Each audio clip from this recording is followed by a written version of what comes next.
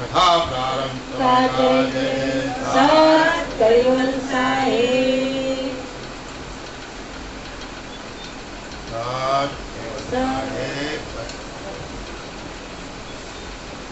કૈવલમ દિલેનામ હવેનામ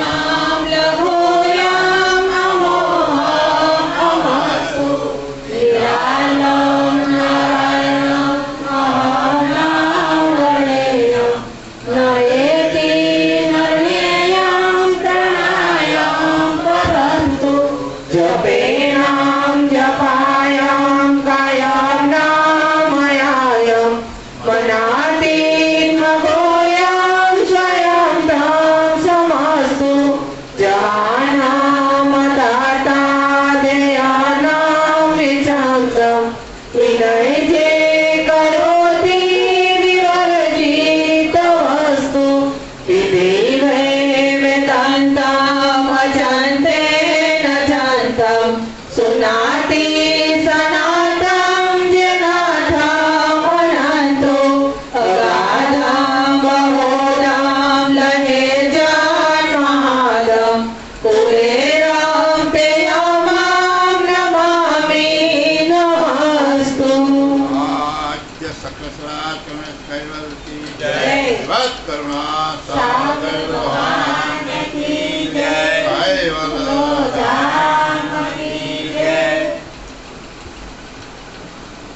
तेहि तत् की स्थावरंपुर में जनित बनावहु जेती अति दुर्लभ सुरलभ करी कहु ता सुर मनु को धन जनेती दयालु परम गुरु करुणा सागर भगवान अनंत जीवोना तारणहार कैवल मालिकनो हुकम પોતાના શિર ઉપર ધારણ કરી કુબેર સ્વામી નામનું પાત્ર ધારણ કરી આ જગતના વિશે જ્ઞાન બોધ આપતા સકળતા સિદ્ધાંત અને જ્ઞાન સંપ્રદાયની સ્થાપના કરી અને 15 ગ્રંથોની રચના કરી. એ રચનાની અંદર વિશ્વબ્રહ્મ વિધ્વંસ નિધિ ગ્રંથની આપણે કથા ચાલી રહી છે. દયાળુ પરમ ગુરુ વિશ્વબ્રહ્મ વિધ્વંસ નિધિ ગ્રંથની અંદર જે જ્ઞાન બોધ માનવ તનુધારી જીવાત્માઓને જે આપ્યો છે તે અલભ્ય અને કિંમતી વસ્તુ છે. એની કોઈ કિંમત કરી શકાય એવી નથી. એવું જ્ઞાન દયાળુએ આપણને પીરસ્યું છે. આ જગતના વિશે એમને આવી આ જગતનો સર્જનહાર કોણ, આ શરીરને ચલાવનાર હું કોણ, એ બેનું જ્ઞાન આપવા માટે દયાળુ આ જગતમાં પધાર્યા અને એમણે આ વિશ્વ રચનાની વાત કરી. અને એ વિશ્વ રચનાની વિશે જે અંકુરનો જે મહિમા છે, આખું જગત બુંદ અને બીજકમાંથી ઉત્પન્ન થાય. તો બુંદની અંદર આ બીજકની અંદર એવી કઈ રકમો મૂકી છે કે જેનાથી આ ઘાટ બને છે. ઘાટ બનાવ્યા પછી આ ચૈતન અંશ એનો કેવી રીતે વહીવટ કરે એ વિશેનું સંપૂર્ણ જ્ઞાન આપણને આ ગ્રંથને વિશે સમજાવે. દયાળુ કહે છે કે તેહી તત્વ કે સ્થાવર અંકુર મેં જનિત જનાવહુ જેતી અતિ દુર્લભ સુર્લભ કરી કહતો સુર મનુ કોઈ ન જને. દયાળુએ જે અંકુરની વાત કરી તેમાં વિશ્વભરના મહાપુરુષો જે કોઈ થઈ ગયા, સંતો મહંતો અવતારી પુરુષો, કોઈ પણ વ્યક્તિએ આ અંકુરની વાત નથી, અંકુરનું જ્ઞાન નથી કર્યું. અને એ જ્ઞાન અદ્ભુત અને અજાણ્યું રહી ગયું.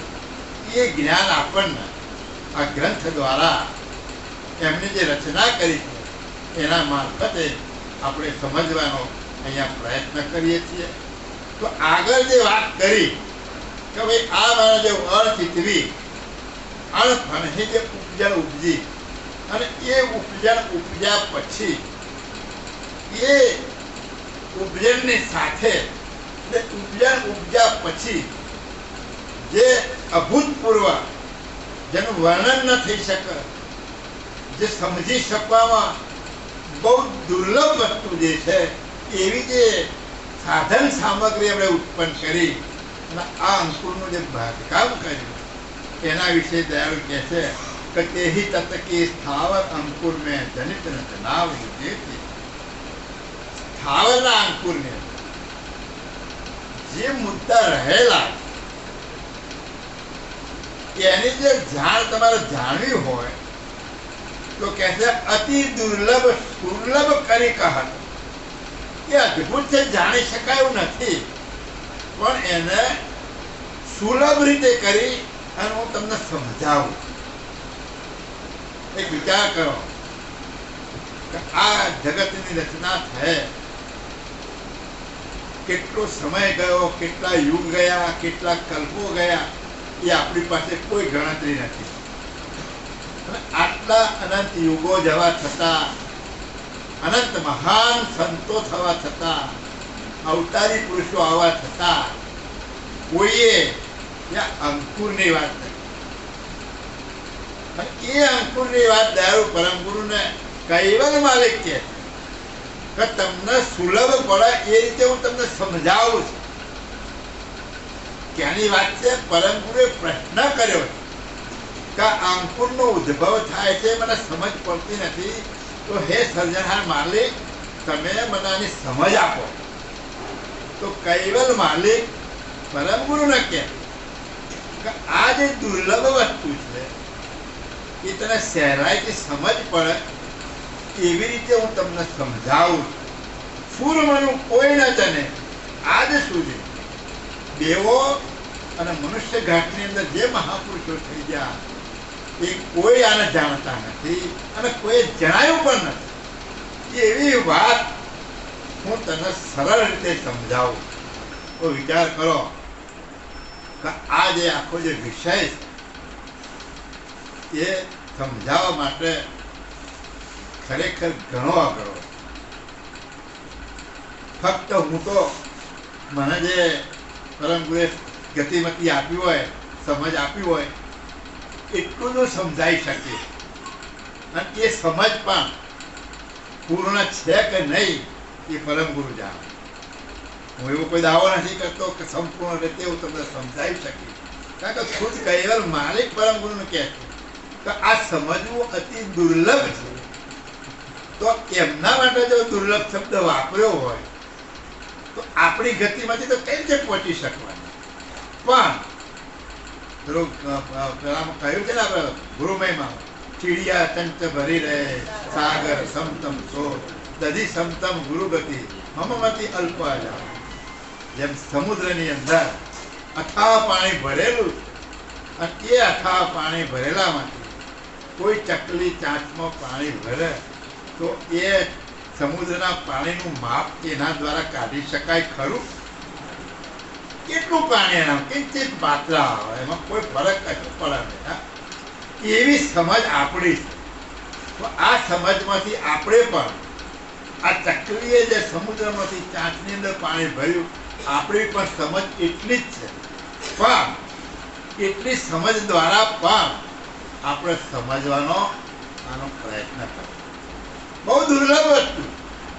તો ત્યારે કે સુરત ઉરદ વિકાશન મેઘતા અધો નિરત જડ જોકે સુરત ને ઉપલે નિરખન કી બિન દ્રગનુરત વિલોકે.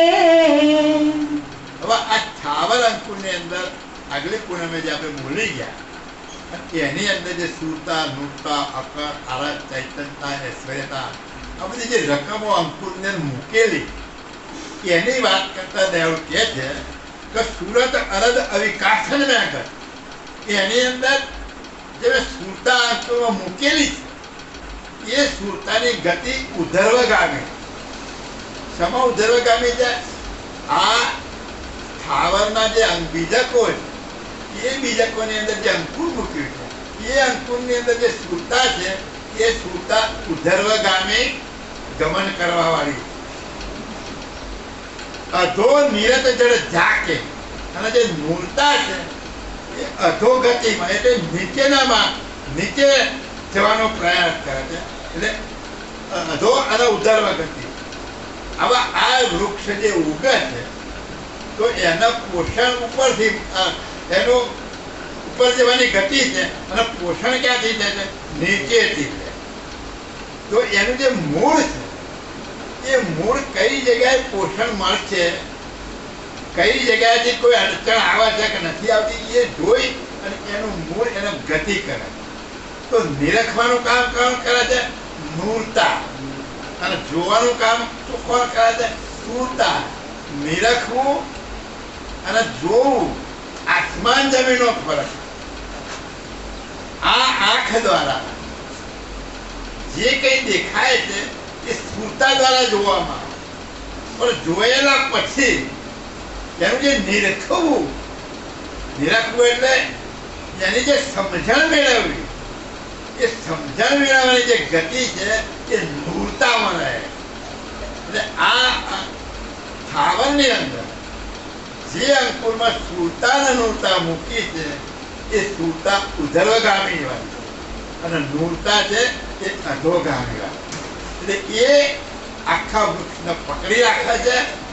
ગમે એટલો પવન, ગમે એટલું આંધી આવે છતાં એને ડગવા નથી દેતી અને સાથે સાથે એનું પોષણ એ પૃથ્વીમાંથી એનું પોષણ મેળવી અને આ વૃક્ષને પોષણ આપે. અને સુરતા ઉપર જાય છે કે જ્યાંથી એને પ્રણવની ગતિ મળતી હોય, જેને વિકાસ છે. હવે પૃથ્વીની અંદર ઉગી શકે કોઈ વૃક્ષ પૃથ્વી બનાવે તો એના ઉગવા માટે અવિકાસ જે વિકાસ વાળો મુદ્દો છે એની અંદર જઈ અને સુરતા એમાં પ્રવેશ કરાવી આ વૃક્ષને ખીલવી શકે છે. એટલે દયાળુ કહે છે કે સુરત અવિકાસન મેં આકાશ માર્ગે ગમન કરવા વાળી છે. અધો નિરત જળ ઝાકે, જ્યાં એની જળ એટલે એનું મૂળ પકડી રાખ્યું છે એની અંદર નૂરતા કામ કરે. પછી શું કહેતા કે સુરત નેણ ઉપલે નિરખે. સુરતનું કામ શું છે? ઉપરનું જોવાનું કામ. સુરતનું કામ શું છે? ઉપરનું જોવાનું કામ. બિન દગ નૂરત વિલોકે. હવે આ દ્રષ્ટિ દ્વારા આપણે જોઈએ છે નૂરતાના ચક્ષુ નથી. બિન દ્રગ એટલે એના આવા ધર્મ ચક્ષુ નથી, છતાં નિરખવાનું કામ. એટલે સમજણનું કામ કોનું છે? નૂરત. અને ચક્ષુ દ્વારા જોવાનું કામ કોનું છે? સુરતા. આવની અંદર બધું વિવરણ કરવા જાવ તો ઘણો સમય. સુરતા દ્વારા બાહ્ય સંબંધ છે અને નૂરતા દ્વારા અંદરનો સંબંધ છે. એટલે દયાળુ કહે છે કે બિન દગ નૂરત વિલોકે. એની અંદર જે નિરખવાનું કામ છે. હવે મૂળિયામાં આંખો આપી છે. આંખો બધા 18 વનસ્પતિને આંખો નહીં આપી. જે બીજા ઘાટ છે એને આંખો આપી. જોવાનું કામ સરાથી દ્વારા કરે છે આંખો. તો હવે એના આંખ તો આપી નથી, છતાં નિરખવાનું કામ કોણ કરે છે? નૂરતા. ઘણા પક્ષીઓ છે એને આંખો આપી છે પણ રાતે જોવે એ દિવસે જોઈ શકતા નથી. આપણે દિવસે જોઈએ છે, રાતે જોઈ શકતા નથી. પણ આવા માટે તો કાયમ માટેની આંખ નથી. પણ આંખ નથી એવું મતલબ નથી, એના જોવાનું સાધન જુદું બનાવ્યું. આ રચના કોની છે? સર્જનહાર માલિકની રચના. એની જે કળકુચી, એ કળકુચીનું માપ થાપ આપણાથી નીકળી શકે એવું નથી. એણે જે રચના કરી એનું વર્ણન પણ આપણાથી થઈ શકે. કેવી રીતે આ બધું મૂક્યું છે એ પણ આપણી સમજ બહારનો વિષય. એટલે કહેવામાં આવે છે કે ભાઈ અંકુરનું જે જ્ઞાન છે એ બહુ ગહન. એને સમજવા માટે તમારી તીવ્ર બુદ્ધિનો ઉપયોગ કરવો પડે. વારંવાર વિલોકન કરવું પડે, વારંવાર એનું અધ્યયન કરવું પડશે. તો જ પેલી ચીડિયાને કાટમાં સમજણ આવી ને એટલી સમજણ આપણામાં આવે.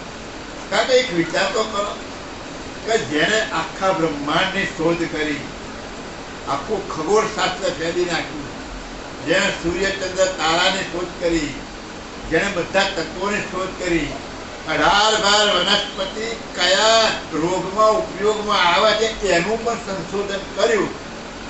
આવા મહાપુરુષો હોવા છતાં આ અંકુરનું સંશોધન નથી કરી શક્યા. તો કેટલો ગજબનો વિષય હશે એ એક આપણે વિચારવાનું રહ્યો હોય.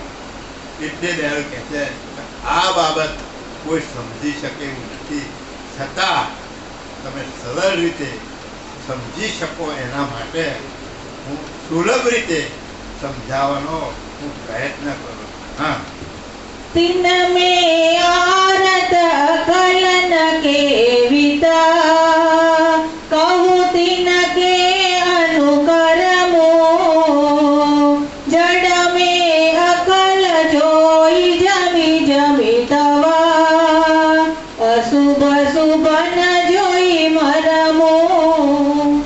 तिनमें आरत अकल केवी कहूँ तिनके अनुकर्म जड़ में अकल जोई जमी जमी तब अशुभ शुभ न जोई मर्म. तिनमें आरत अकल केवी. હવે આની અંદર સાથે બીજું શું મૂકી છે? અકલ અને આરત. અકલ અને આરત આ બે મૂક્યું. કહું તિનકે એનો અનુક્રમ પ્રમાણે એનું શું કામ છે એવું તમને પેલા બેન તો વાત કરી. હવે ઝાડનું મૂળિયું જતું હોય તો આગળ પથ્થર આવે તો નહીં ફરી જતું. તો આ કામ કોનું છે? નૂરતાનું કામ. આ કામ નૂરતાનું છે. હવે આ જે સમજણ આપી છે તો હવે એની સાથે જે અકલ અને આરત આપી છે એ શું કામ કરે છે? તો કે છે જડ મેં અકલ જોઈ જમી જમીતા. આ જે અકલ આપી છે એના ક્યાંથી સારું પોષણ મળી શકે એવું છે અકલનું કામ. અકલનું કામ શું છે?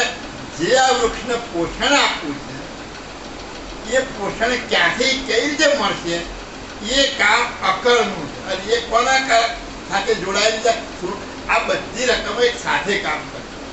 તો અકલનું કામ પોષણ ક્યાંથી સારું મળે છે? આપણે સામાન્ય રીતે આપણે જન્મનો દાખલો લઈએ તો ઘણા પ્રસૂતિ થાય તો ઘણા બાળકો પોષણ વગરના કેવા પેદા થાય, અને પોષણ વાળા બાળકો કેવા હોય? હુશ અને પેલું બાળક કેવું થાય પોષણ વગર? તો વૃક્ષો પર આપણે જોઈએ છે તો ઘણું પોષણ પામીને કેટલું ફર્સ્ટ ક્લાસ વૃક્ષ દેખાય છે, અને ઘણા વૃક્ષ કેટલાય વર્ષો થાય ત્યારે એવું જ હોય. કેમ? જ્યાંથી જે પોષણ લઈ શકે એ જગ્યામાંથી પોષણ લે. હવે એ જગ્યામાંથી જે પોષણ ના આવતું તો શું કરે? છતાં આ અકલ કઈ જગ્યાથી પોષણ મળે છે એ પોષણનું નિરીક્ષણ કરી અને આ વૃક્ષને પોષણ આપવાનું કામ કરે. અશુભ શુભને જોઈ મરમું. સારું અને ખોટાનું મર્મ એ જાણે. સારા અને ખોટાનું મર્મ કોણ જાણે? અક્કલ. આપણે કહેતા અક્કલ જગ નહીં તારા કહેતા કહેતી બધું જ બોલીએ છીએ, પણ એનો આશય ક્યાં જતો હોય છે એનો વિચાર કરવાનો આપણે પ્રયત્ન કરતા નથી. તો અક્કલનું કામ શું છે? જાણવા. અક્કલનું કામ શું છે? જોવા, સમજે, વિચારવાનું કામ. એક એક તત્વો એવા મૂક્યા છે કે સમજવા માટે પણ અઘરું થઈ પડે. તો આને કઈ રીતે સમજવું? તો આ અકલ જોઈ જમીન અશુભ શુભને જોઈ મન. આ જમીનની અંદર સારું શું છે ખોટું શું છે એ જોઈ અને તેનું મૂળિયાની અંદર પ્રવેશ કરાવવા છે એ અકલનું કામ છે. હા, आरत उरद गवनांकुर में सफुरत समल मलिन के उद्भव आद्य पत्र पुष्पन लगा और लग फलन फलिन के. મુરત જોડે અકલ જોડી અને આરત ઉરદ ગવનાંકુર મેં. ભારતના ક્યાં જોડે? ઉર્ધ્વ ગતિમાં, સુતા ઉર્ધ્વ ગતિમાં એની સાથે જોડે આરત ઉરદ ગવન અંકુર મેં સફુરત સમલ મલિન. આ આરત જે ઉર્ધ્વ ગતિમાં મૂકી છે તો તો આખા વૃક્ષની અંદર જે ચાહના છે એ ચાહના આની સાથે મળી અને વૃક્ષને ફળ ફૂલ શું કહે છે કે આગળ વિકાસ કરવાનું કામ એ કરે.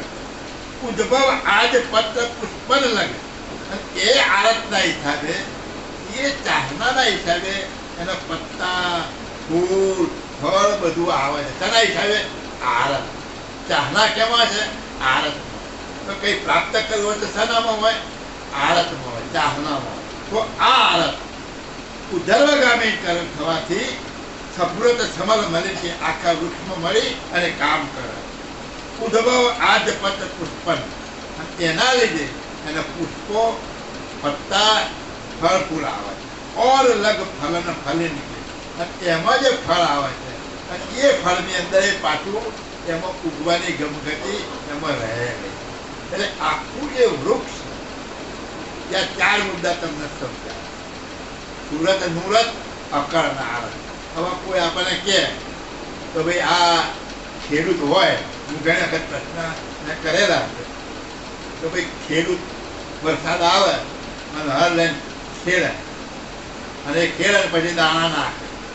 હવે દાણા તો ઊંધા પડે, અવળા પડે, આડા પડે, બધા પડે ને છતાં ત્રીજે દાડે સીધા ઉગે. એનું કોનું કામ છે? આ સુરતાનું કામ. આ અંકુરની અંદર જે સુરતા મૂકેલી છે એ સુરતાનું કામ ઉધર્વગામીનું અને પોષણ લેવાનું કામ નૂરતાનું. અને એ એના ફળ ફૂલી આખો કરે એનું કામ કોનું છે? આરતનું કામ. હવે આ તમે જ્ઞાન હોય તો જવાબ આપી શકવાનો. નહીં તો ગમે એના પ્રશ્ન પૂછો કે દાણા નાખ્યા સીધા કેમ ઉગ્યા? તો કોઈ એનો જવાબ હરખોડ આવે કે ભાઈ પ્રકાશ લેવા માટે આમ તેમ આડું અવડું બધું સમજાવે. તો વાસ્તવિક રીતે આ અંકુરની અંદર એવી કઈ રકમો મૂકી છે કે જેનાથી એ ઉધર્વગામી થાય અને પેલું અધોગામી થાય. એ વાસ્તવિક જેમ છે એવા ન્યાય સહિત પરમ ગુરુએ દરેક જ્ઞાન તમને પીરસ્યું છે. ન્યાય બહારની કોઈ વાત નથી, પણ ન્યાય જોતા આવડે તો. હા, એહી અંકુર મે ક્રિયા અલૌકિતા સુરત નિરત આરત કી और अकल अवनीन अचवन रस जेहि कस करन सरत की. यही अंकुर में क्रिया अलौकिक. આ અંકુર મૂક્યું છે એમાં અલૌકિક ક્રિયાઓ બધી રહે. હવે કોઈ આપણે સમજી શકીએ ખરા? વિચાર કરો. આપણે ખણગાયેલા મગ ખાવા હોય તો રાતે પલાળી બાંધી દે, હવે બધા મૂકી એવી અદભુત રચના. વિચાર તો કરો. કોઠીમાં ભરી રાખ્યા છે કદી ઉગતા નથી. મૂકી જ રાખ્યા ને બહેણીમાં નહીં મૂકી રાખતા. ઘઉં બાજરી બધું મૂકે એ બધા ઉગતું. તો કેમ ઉગે છે? કેવી જેવું ઉગે? કેવી અદભુત રચના છે. એ દયાળ કહે છે કે આ यही अंकुर में क्रिया अलौकिक. આ અંકુર જે મેં બનાવ્યું આમાં બે અંકુરની સાથે સાથે વાતો ચાલતી હોય એટલું ધ્યાન રાખે. એક તો મૂળ અંકુર અને આ ઉડે આ ચાલે છે એ તમારી બુદ્ધિની વિચક્ષણા ઉપર આધાર રાખે. એટલે આ અંકુરમાં જે ક્રિયા ભરી છે ને એ અલૌકિક ક્રિયા. એટલે કઈ રીતે ઉદય થાય? હવે એનું વર્ણન ક્યાં આવશે? કેવી રીતે થાય?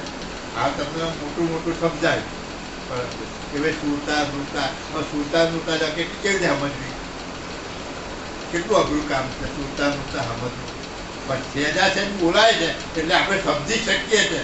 પણ શબ્દને સમજને લેના દેના ખરું કશું. શબ્દ જુદી વસ્તુ છે અને સમજ આખી જુદી. એમ આ આખું જ્ઞાન શબ્દ સાંભળી અને એનું મૂળ હકીકત શું છે, એનું મૂળ મર્મ શું છે, એનું મૂળ કાર્ય શું છે, એનું મૂળ કઈ રીતે સમજવું, એના ઉપર તમારે ધ્યાન ખાસ આપવાનું. અને એ ધ્યાન રહેશે તો આ એકે એક શબ્દોનો જે મર્મ છે એ આપણને સમજવામાં સરળ પડે.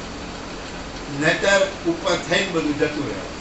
એટલે કહે છે કે यही अंकुर में क्रिया अलौकिक सूरत निरत आरत. सुरता मूर्ता आरत और अकल अविनी अचवन रस.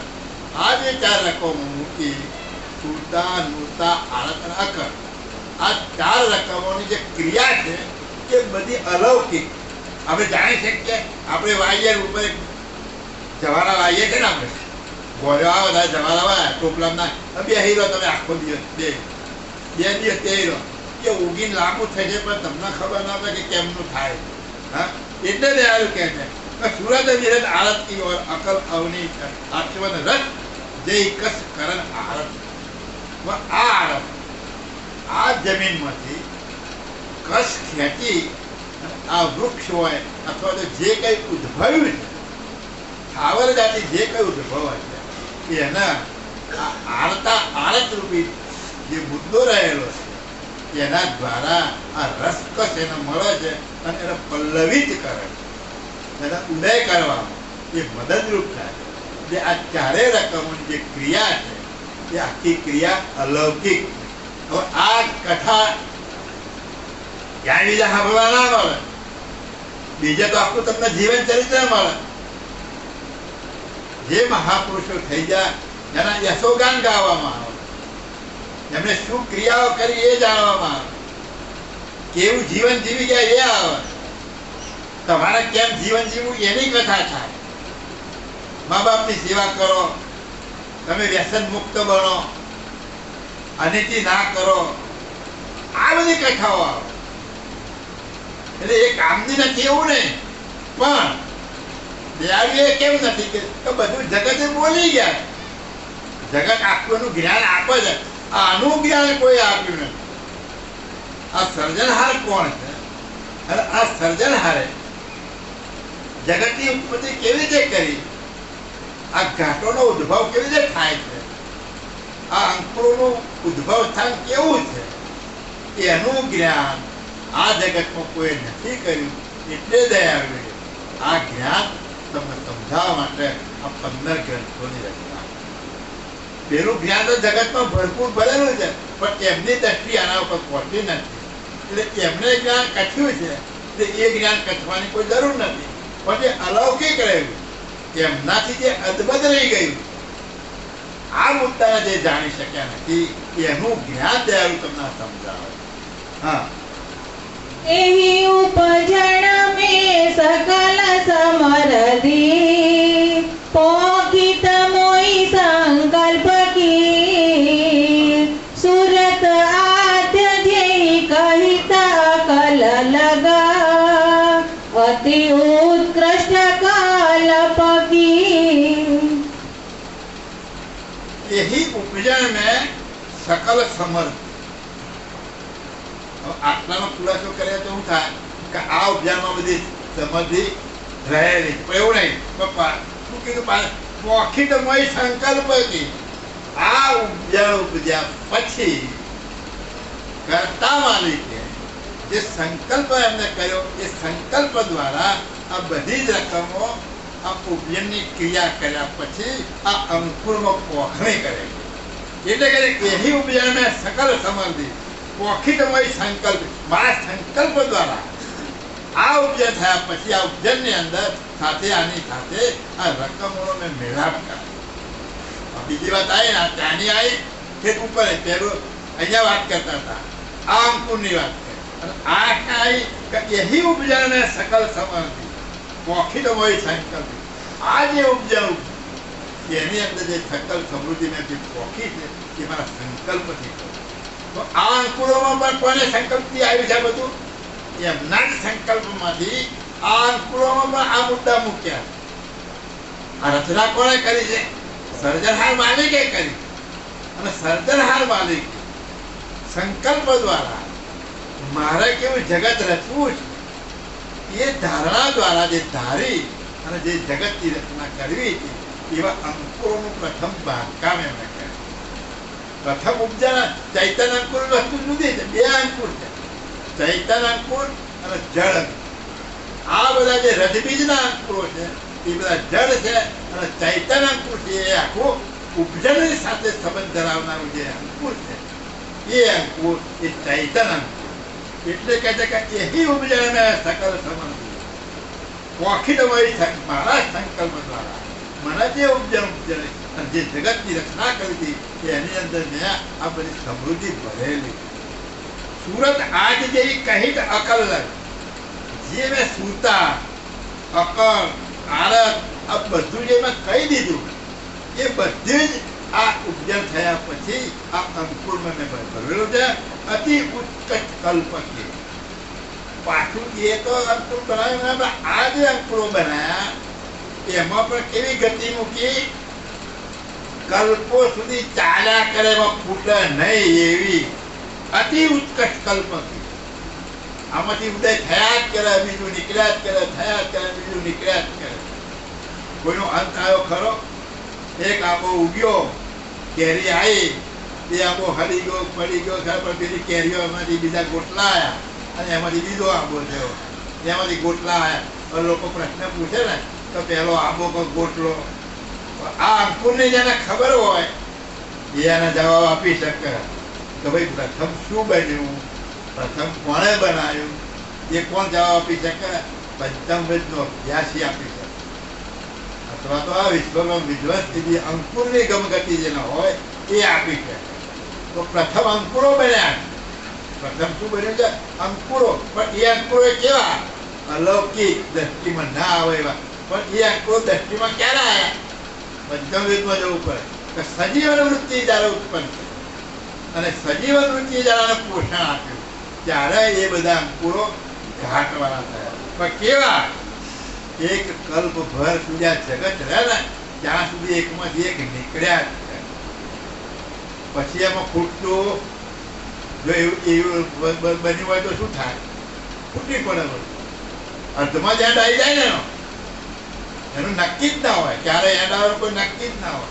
આપણે રસોઈ બનાવે ઘણી ખૂટી પડે, નહીં લેવા જવું પડે તો આમાં ખૂટી પડે લેવા જવું પડે પાછું કઈ વાર ધામમાં. હા, એને એવું બનાવે કે ખૂટ જ નહીં. ઘણા ચમત્કારી મહારાજ તાર રૂમાલ ઢાંકી દો ભાઈ, પછી પીરસે રાખો, 1000 માણસ થઈ જશે તો ખૂટે. એમ આપણે આ સુરતા મૂર્તા અકલ આરત રૂપી એવી સમૃદ્ધિ એમાં ભરેલી છે.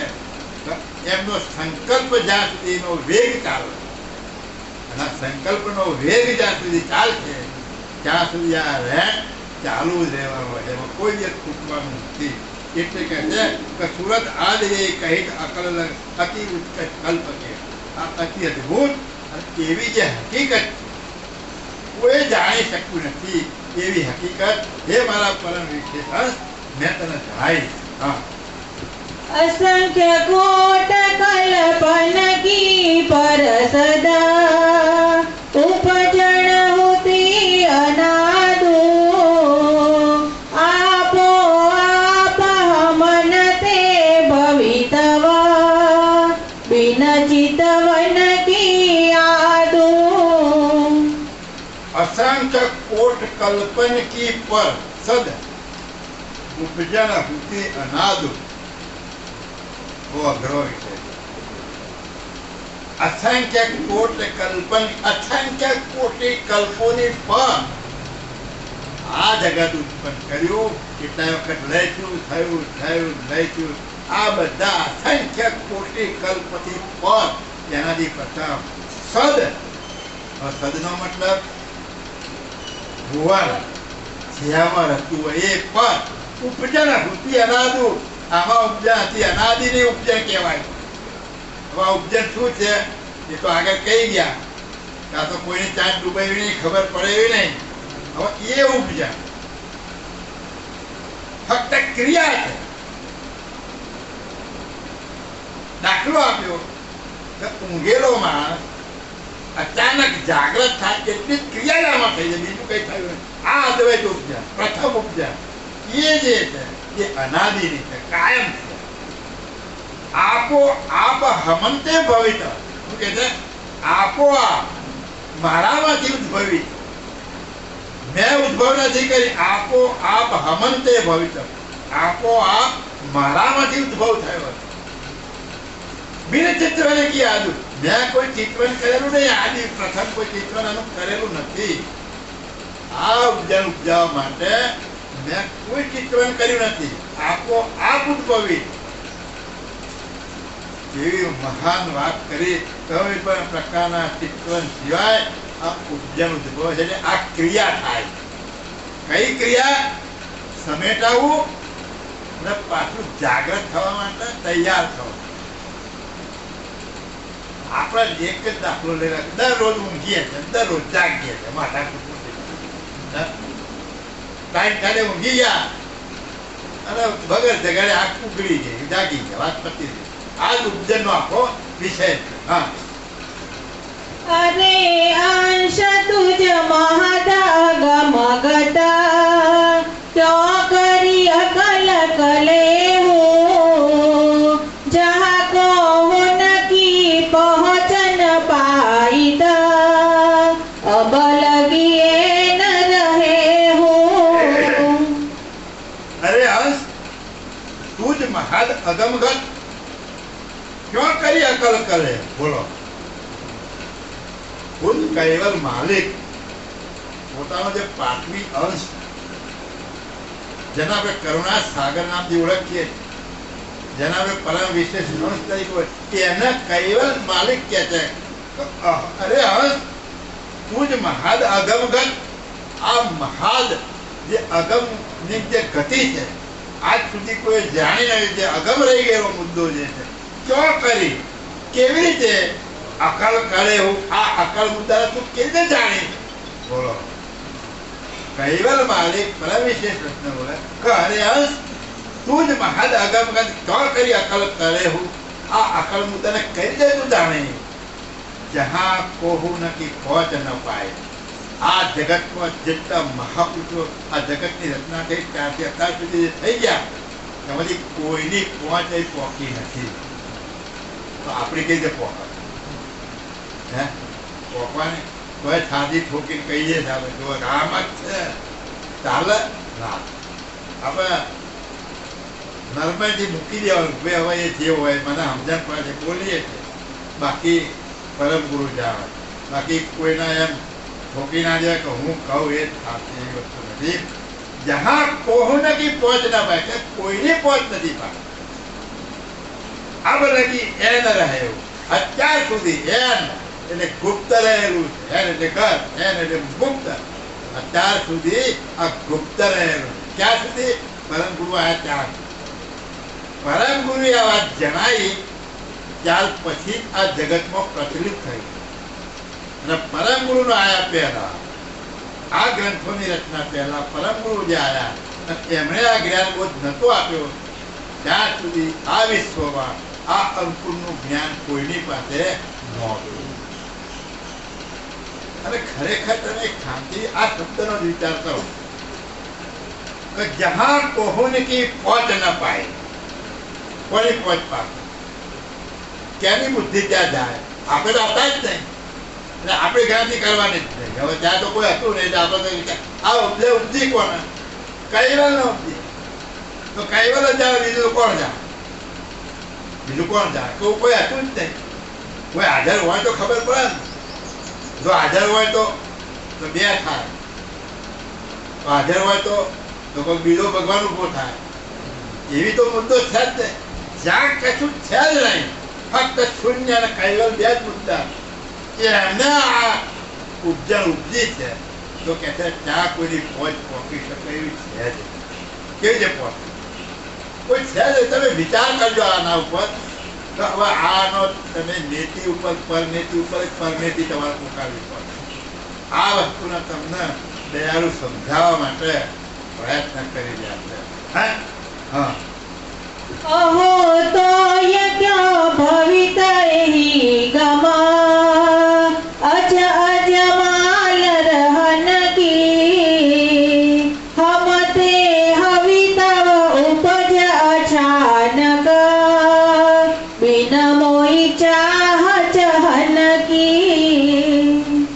અહો કોઈ ક્યો ભવિત એહી ગમ. છતાં આ ગમ કેવી રીતે સમજણ પડી, કેવી રીતે પ્રાપ્ત થાય? અહો કોઈ ક્યો ભવિત એહી ગમ. આશ્ચર્ય થશે કે આ એ મારા તો આ કેવી રીતે પ્રાપ્ત થાય? અજ અજમાલ રહન કી. આ ગુપ્ત કઈ રીતે રહ્યું? અને આ કેવી રીતે ગુપ્ત રહ્યું છે એનું જ્ઞાન પણ કોઈને છે નહીં.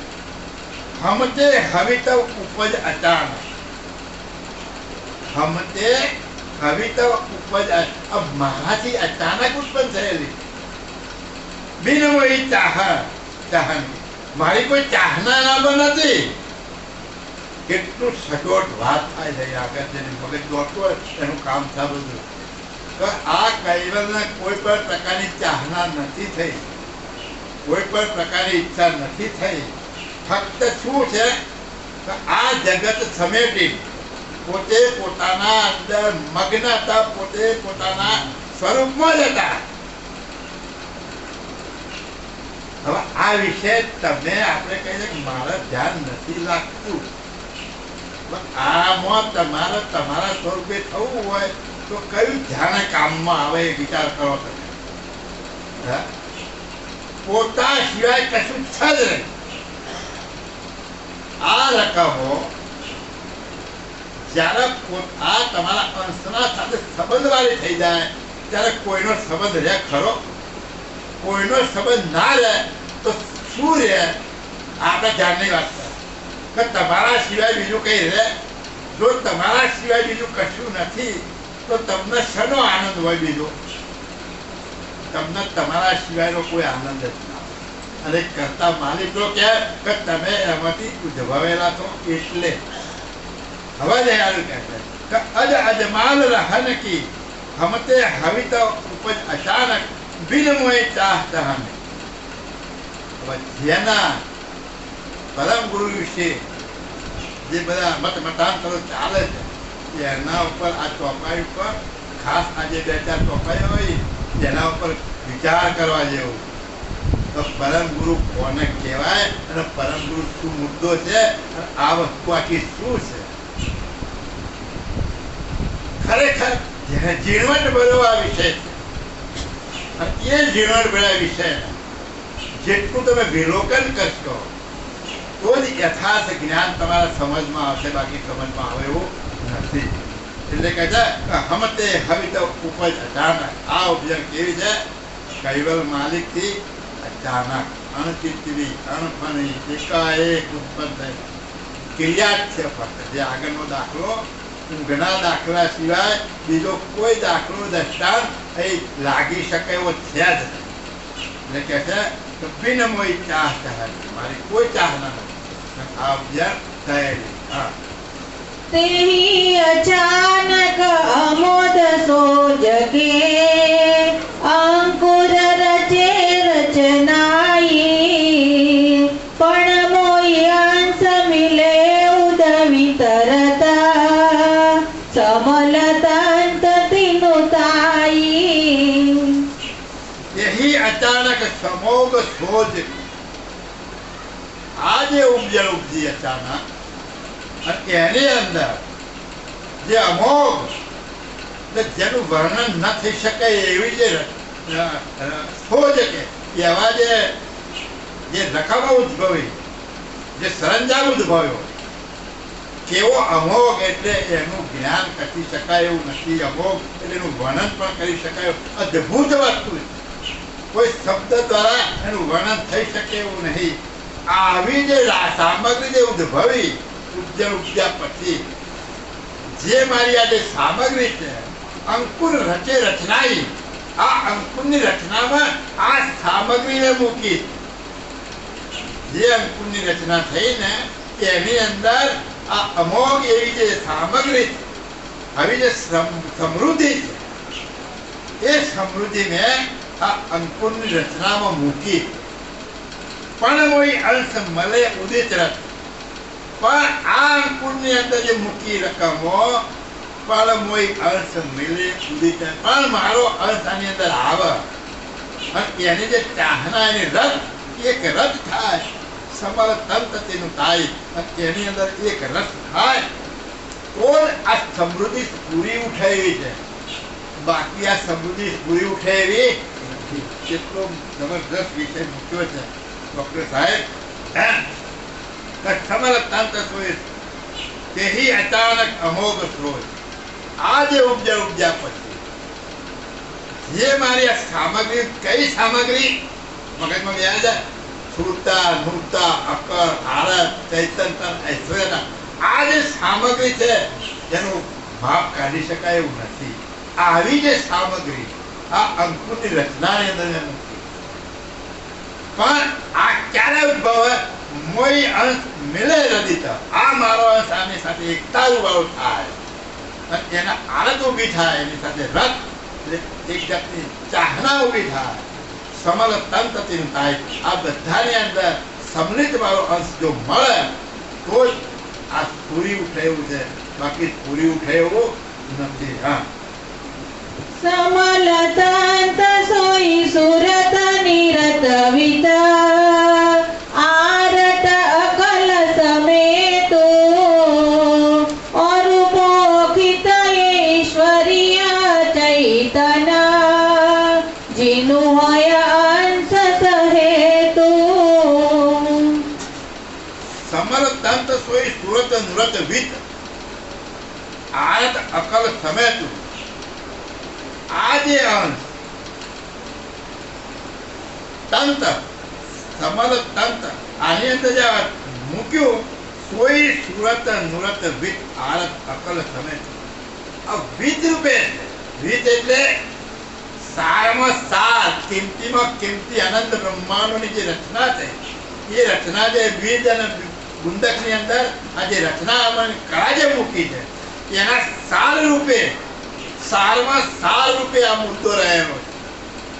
અકલ આરત સમેતું, સુરતા નૂરતા આકાર સમેતો ઓર પોખિત ઐશ્વર્ય, અને પાટિયામાં શું છે? ઐશ્વર્ય મૂક્યું છે.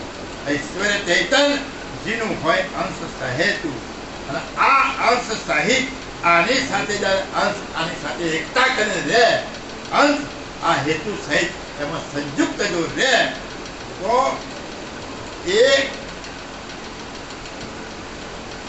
આરત સમેતુ ઓર પોખિત ઐશ્વર્ય જીનું હોય અંશ સહેતુ, આ અંશ ની સજાતીમાં રહેલું છે અને એ સજાતીની સાથે અંશ સમલિતપણે રહે છે.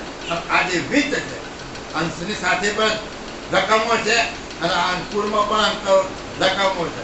તો આ રકમોની અંદર જે સુરતા નૂરતા મૂકી એ કોના સંબંધવાળી છે?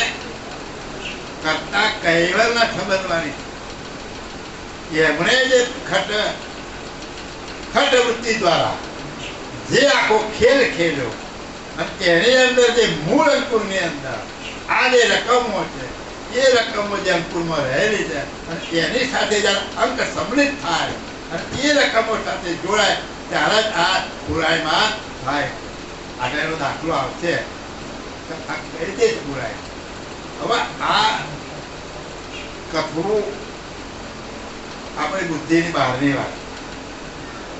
આ મહાપુરુષોએ મહેનત કરી અને આ ટોપયોના અર્થ કરી અને સમજાવવાનો પ્રયત્ન જે કર્યો છે એ મહાપુરુષોને પણ ધન્યવાદ છે કે એમણે આ હસ્તલેખિત ગ્રંથોમાંથી એ શબ્દો દ્વારા એનું વિવરણ કરી અને આપણને સમજાવવાનો પ્રયત્ન કર્યો. હા, તેહી સહેત સજાત સમલ મલી અંશ હવિત નિજ એકો કાષ્ટ અગ્ન જ્યો પ્રગટ અગ્નિ મિલા હવિતવ એક સમેકો. તેહી સહેત સજાત સમલ. આ સજાતીની રકમો છે. કોની સજાતીની સાથે સરખાવે છે? અંશની સજાતીની રકમો છે. અંશ હવિત એક, આ અંશ એની સાથે એકતા વાળો થાય. એનો દાખલો કેવી છે કે કાષ્ટ અગ્નિ જો પ્રગટ અગ્નિ મિલે હવિત એક સમય. જેમ લાકડામાં અગ્નિ રહેલો પણ કોઈ દિવસે પ્રગટ થતો નથી, પરંતુ પ્રગટ અગ્નિ એને અડાડવામાં આવે તો એમાંથી અગ્નિ પ્રગટ થાય છે. એવી રીતે આ અંકુરની અંદર આ રકમો જેમ લાકડામાં અગ્નિ રહેલો છે એમ આ બધી જે રકમો છે એ અંકુરમાં રહેલી છે. પણ અંશ જ્યારે આમાં પ્રવેશ કરે અને એ અંશની રકમો છે એની અંશની પાસે પણ આ રકમો છે. આ રકમો સાથે આ રકમ જ્યારે ભળે ત્યારે એ પ્રલવિત થાય એનું કાર્ય ચાલુ થાય છે. એટલે કાષ્ટ અગ્નિ પ્રગટ અગ્નિ મિલે હવે તો એક સમય તું એમ લાકડાનો અગ્નિ જે પ્રગટ થાય છે એવી જ રીતે આ બધા અંકુરો આ અંશ આવવાથી એ રકમો બધી ક્રિયાવાળી થાય છે. અને એ ક્રિયાવાળી થવાથી આખા અંકુરનો ઉદય થાય. હા, વિનહુ સજાત સહીર વિનાતો કરીતન અંશ પ્રવેશો જ્યોતે જીનૌર વહન વ્યુનસે પ્રગટ ફસિત નહીં તેસુ. બિનહુ સજાત સહી વિના તો સજાતી વગર તો કોની સાથે એકતા થાય? આપણે એકલા પડ્યા હોય અહીં કોઈ ના આવે ઝાડને આજે વાત કરવી, થાંભલા સાથે વાત કરવી, કોઈ જોડે વાત કરવી. પણ કોઈક વ્યક્તિ લીધો હોય તો સજાતીની વાત થાય. તો અહીંયા કહે છે કે બિનહુ સજા સહીર વિના તો આ સહીર ગતિ વાળી જે સજાતીની જે રકમો છે એવી રકમો જો ના હોય તો કરીતન અંત પ્રવેશવું તો અંશ કે જે પ્રવેશ કરી શકે. એટલે આ સજાતીની રકમો જ્યાં હોય ત્યાં જ અંશ પ્રવેશ કરે, બાકી અંશ પ્રવેશ કરતો નથી. સમજી લેજો આ વિષય આખો. અંશ કોને કહેવામાં આવે છે? અંશનું રૂપ શું છે આખું, જેમાં કઈ રકમો છે, અંકુરમાં રકમો કેવી રીતે મૂકેલી છે, અંશમાં રકમો છે પણ કેવી રીતે.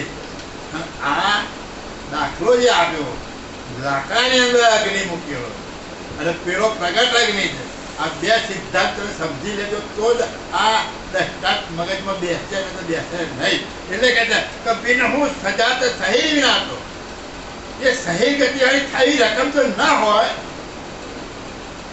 તો કઈ રીતે અંશ એને રકમો દ્વારા એ ગતિ કરી શકે અથવા તો એ રકમોનો સહી ગતિવાળી કરી શકે. દાખલો આપ્યો જો તે જીન ઉર વહન વહુન છે પ્રગટ ફસિત નહીં કહેતું. જેવી રીતે આપણા કોઈ લોખંડ હોય અને એમાં ગમે તે દિવાળીઓ હરગાઈને એને અડાડો તો એમાંથી અગ્નિ પ્રગટ થાય. એમાંથી કોઈ વસ્તુ વહન થઈ શકે એવી રીતે, એટલે એમાં અગ્નિ પ્રવેશ કરી શકતો નથી અને એમાંથી અગ્નિ ઉત્પન્ન થતો નથી. તો જો તે જીન ઉર વહન વિહુન આ રકમો જેમાં વહન કરી શકે એવી નથી, પ્રગટ ફસિત નહીં કે એમાં પ્રગટ થઈ શકતી નથી. તો આ જે રકમો વહન કરી શકે, ક્રિયા કરી શકે એવી જો રકમો આની અંદર હોય તો જ અંશ આની અંદર આવી અને એને ક્રિયાવંત કરી શકે છે. બાકી ક્રિયાવાળું થઈ શકે એવું નથી. એટલે આ અંશ સ્વજાતિ સિવાય કોઈને ગ્રહણ કરી શકતું નથી.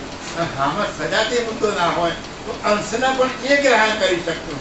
સજાતી મુદ્દા સિવાય કોઈ ક્રિયા થઈ શકતી નથી. હા, એહી પર કારણ અંશ સહીર વિના સમલ મલે નહીં કોઈ સુસક સોજ ગુણ હવે સહેતિકા એહી સમકે સમજોઈ.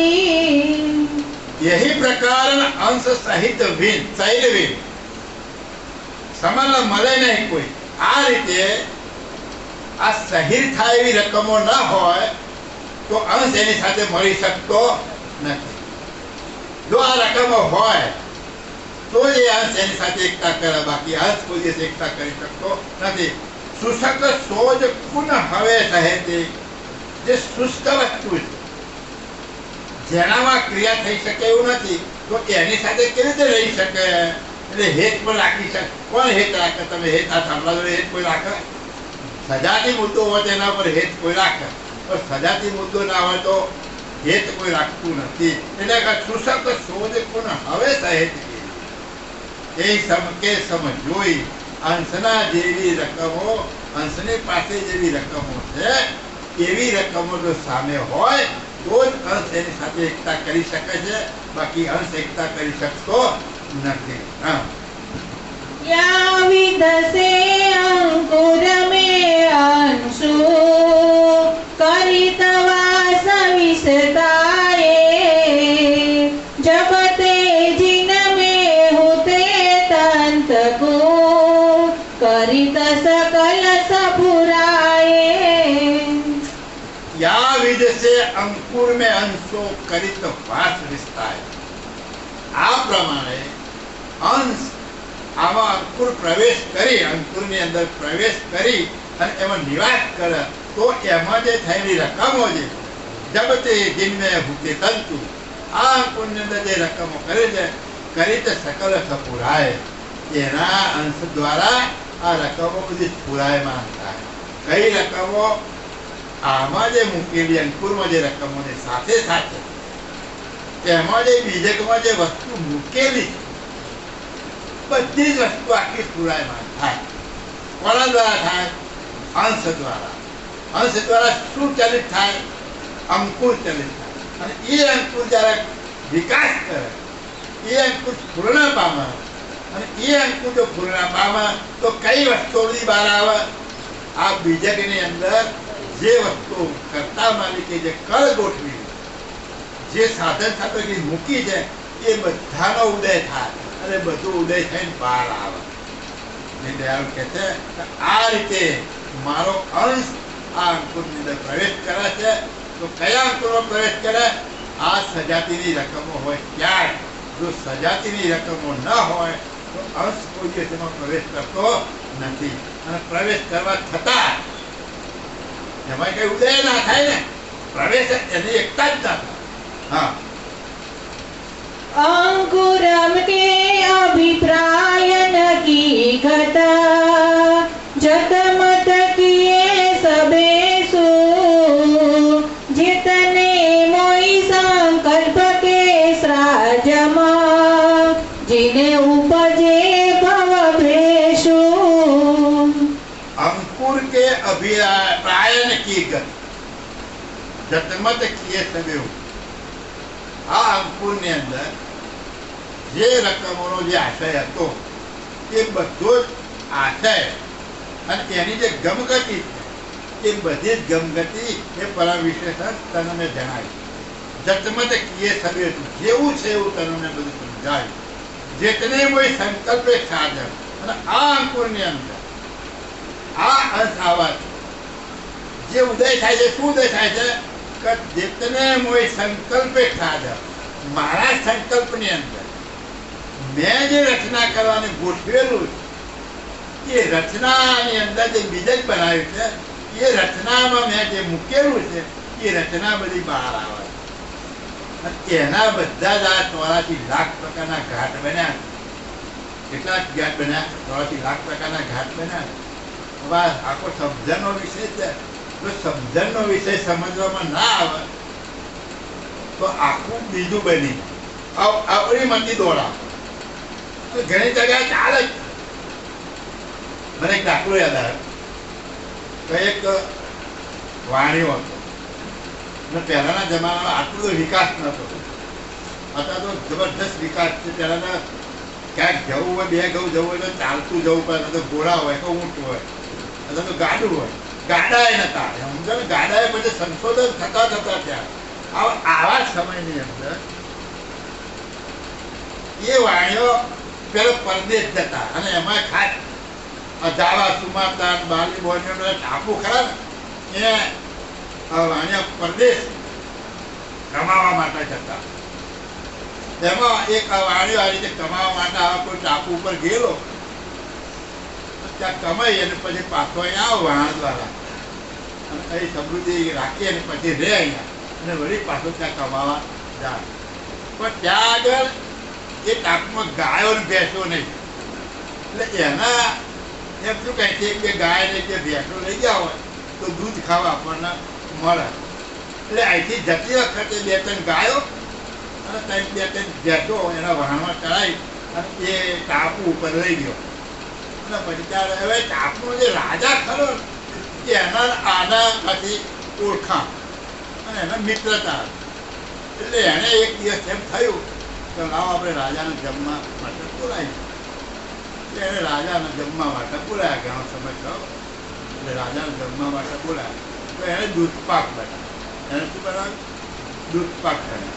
બધા આમ પિત્તા હાથ તે નાખી ફર્સ્ટ ક્લાસ રાજાને જમવા બેઠા. એટલે રાજાનો દૂધ પાક આપ્યો. એટલે રાજાએ ખાધો. બહુ સરસ ચા. તો કે આ કયા ઝાડનો રસ છે? તો કે ભાઈ આ ઝાડનો રસ નહીં આતો, આ તો અમારા ત્યાંથી હું થોડીક પશુ લાવ્યો છું, થોડી ગાયો અને ભેંસો લાવ્યો છું, એ દૂધ આપે, દૂધમાંથી આ બનાવે. કેમ? બહુ સરસ આ તો, મને બહુ ભાવ્યું. જમીન જતા રહ્યા.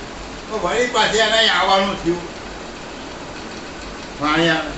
ત્યારે એમ થયું કે આપણે રાજાના થોડીક આ ભેંસો ભેંસો આપવાના છે, એ દૂધ ખાય બિચારો. તો એ રાજા ત્યાં સમાચાર મોકલ્યા તો ભાઈ આ ભેંસો મોકલું છું, તો તમે રાખજો ને એનો દૂધ પાક બનાવીને દૂધ એનું ખાજો. એટલે પેલા તો ખબર નહીં બિચારા કે ભાઈ આ દૂધ કાઢવું કેવી રીતે. એટલે પેલો જે મોકલ્યો એને કીધું છે કે આ બચ્ચો છે ને બચ્ચાને છોડી દેવાનું અને દાવ છે એટલે પછી ભેંસ દૂધ આપે એટલે લઈ લેવાનું તમારા તપેલામાં, એમાં દૂધ કાઢી દેવાનું. હાલ વાત તો થયું કે પેલા તો આવતા જ આપીને પેલો રાજા રાત પર હાથ કે કયા હતા સવારમાં સાંજે 2 વખત દૂધ આપો. રાજા વાત જોયેલો કે હારું આ ક્યારે હાથ પડે તો દૂધ પાક બનાવી. પેલા નોકરને કીધું સાંજા ક્યારે એટલે પેલું પાડું છોડી દીધું દાવા ગયું તો તપેલું લઈને ઉભો એને કીધું નહીં દૂધ દેવાનું. એટલે ભેંસે પેશાબ કર્યો એટલે પેલા નાકા દૂધ કાઢી તપેલામાં લઈ લીધો. એને તો તપેલામાં આ લઈ લીધું. પેલા કહ્યું કે પાડું છોડજે પછી દૂધ આપે લઈ લેવાનું. આ દૂધ લઈ લીધું. દૂધ લઈ લીધું એને તો તપેલું ચડાવ્યું અને એમાં એ બધા અમને પિસ્તા તારું બધું નાખ્યું, ખૂબ ઉકાળ્યું. ઉકાળીને પછી એને તો બેઠા ખાવા કે પેલું તો ધોળું ઉઠું ના આ કાળું કેમ? એટલે પેલા કીધું કે ધોળી વસ્તુ એની પાસે રાખીને કાળી આપણને આલી. એટલે ગાયો ધોળી હોય અને ભેંસ કાળી હોય એટલે કે આ ભેંસ આપણને આપી દે. ચાખી હા તો પણ આ તો બહુ ખરાબ એકદમ કે પકડી લાવો સાલા એને. એટલા વાળિયાનો પકડી લાગે. શું થયું કે આવો દૂધ પાક હોય સારા તું અમને છેતર્યા કે કેવી રીતે દૂધ કાઢે કે આ રીતે તમે કેમ ન હોય આ દૂધ તમે કાઢો. સમજણ વગર દૂધ પાક કેવો થઈ જાય, ક્યાંનો ક્યાં થઈ જાય. એટલે આ વિષય આખો એવો છે સમજણનો વિષય. જો આ બીજ અંકુર વિશેની સમજ તમને ના આવે તો બધું આડા પટ્ટે ચડી જાય એવું છે તમને. કારણ કે મૂળ આખું બ્રહ્માંડનું જે સર્જન છે, આખા બ્રહ્માંડમાં જેટલા 84 લાખ પ્રકારના ઘાટ છે એ બધા જ બીજ અને અંકુરથી જ ઉત્પન્ન. કોઈ બીજથી બહાર થાય છે જ ત્યાં જગતમાં કોઈ બીજ બહાર નથી. બધા જ બીજ દ્વારા જ આ ઘાટો ઉત્પન્ન થયા. એટલે જ એવું કહે છે કે આ જેટલું બધું ઉત્પન્ન થયું છે એ બધા જ મારા સંકલ્પની અંદર મેં જે ધારણા થાય આ બીજકની અંદર જે મેં ભરેલું જેતને મેં સંકલ્પે રાજમ મારા સંકલ્પ દ્વારા જે મેં બધી રકમો રાખી છે એ રકમો દ્વારા જેને ઉપજે ભવ વેશ, આખો જગતનો વેશ, આ ભવનો વેશ જે ઉત્પન્ન થયેલો છે 84 લાખ પ્રકારના જે ઘાટ ઉત્પન્ન થયા એ મારા સંકલ્પોની અંદર મેં આ બધું ગોઠવેલું છે અને એ આ બીજકોમાંથી આખું થાય છે. અનંત પ્રકારના ઘાટો આ ખેલ કરી રહ્યા. હા અબકી સુણ અંકુર કી ઉપજણ ચકિત હવે તુજ છે કો પણ ધીરજ હોય ધરિત ઉરરત લહી તવ સકલ વિવેકો. અબકી સુણ અંકુર કી ઉપજણ. હવે અંકુરની ઉપજણની વાત કરી. પેલી ઉપજણ કઈ આવે? अब के सुण अंकुर के जे उपज સકિત હવે તો છે પુત્ર આશ્ચર્ય થઈ જશે. કૈવલ માલિક કોને કહે છે? પરમ વિશેષ પરમ ગુણ કહે છે કે હે મારા પરમ વિશેષ હવે આ અંકુરમાંથી જે ઉપજ્યા છે એની હું તને વાત કરું છું. તું થકિત થઈ જાય, આશ્ચર્ય ચકિત થઈ જાય. પણ ધીરજ હોય ધૈર્યપૂર રસ, પણ તારા હૃદયમાં આરત સાથે ધીરજ રાખી છે. આપણને રહેશે પરમ વિશેષણ જો આવું કહેતા હોય તો આપણી તો કઈ હયાત છે જ નહીં ને. હિંમત જ નહીં આપે. પણ ધીરજ હોય ધરિતું ધર. જો તારામાં ધીરજ હશે, તારામાં સમજવાનો જો અર્થ હશે, લહિતવ સકલ વિવેકુ, તો વિવેકની સાથે હું આ તને સમજાવું છું કે તારામાં ઉતરશે. કોને કહ્યું આ? પરમ ગુરુ કરુણા સાગર. કોણ કહે છે? કૈવલ માલિક. તો હવે આપણે સમજવા માટે કેટલી ધીરજ, કેટલી આરત, કેટલી ચાહના, કેવો ભાવ, કેવી બુદ્ધિનો ઉપયોગ કરી અને શાંત થઈને સમજવાનો પ્રયત્ન કરીએ તો આ વસ્તુ સમજવામાં આપણને સરળ પડે. બાકી સમજી શકાય એવું ખરું? જો પરમ વિશેષ અંશને દયાળુ આવું કહેતા હોય તો આપણી તો ગતિમતી ક્યાં પોકાવી? એટલે કહે છે લહિત સકલ વિવેકનું, તો વિવેક સહિત વિવેક કરવાની ગતિ તારામાં આવશે, તારામાં વિવેક હશે અને તું આ આરતપૂર્વક સમજવાની જો કોશિશ કરી તો આ બધી ગતિઓ તને બક્ષિસ કરે. હા, जितने भरथावर बीज गमे गुप्त रहता अंकुर ही अवनीतो उपयन की अंदर आपे आप सफुरही. જેતને ભર થાવર બીજક મેં, આ થાવરના જેટલા બીજકો છે, થાવર એટલે ઉદ્ભવ થાય છે ને, ઉદ્ભિજ ખાંડ, ચોથી ઉદ્ભિજ ખાંડ. આ ઉદ્ભિજ ખાંડમાંથી જેટલા થાવરનો ઉદય થાય છે એના બીજ બનાવેલા. જેતને ભર થાવર બીજક મેં ગુપ્ત રહત અંકુરી, અને તેમાં અંકુર ગુપ્ત રહેલું. દાખલા તરીકે કેરીની અંદર કેરીનો ઉપરનું થોડી ઉતરો છે, અંદરથી ગોટલી નીકળે, અને એક ગોટલી તોડીએ તો એમાં એક અણીવાળું અંકુર નીકળે. એમ દરેક થાવરના જે બીજકો છે એમાં દરેકમાં અંકુર રહેલું છે. પણ કેવું રહેલું છે? ગુપ્ત રહેલું છે. કેવું? એને સાચવીને રાખવામાં આવ્યું છે.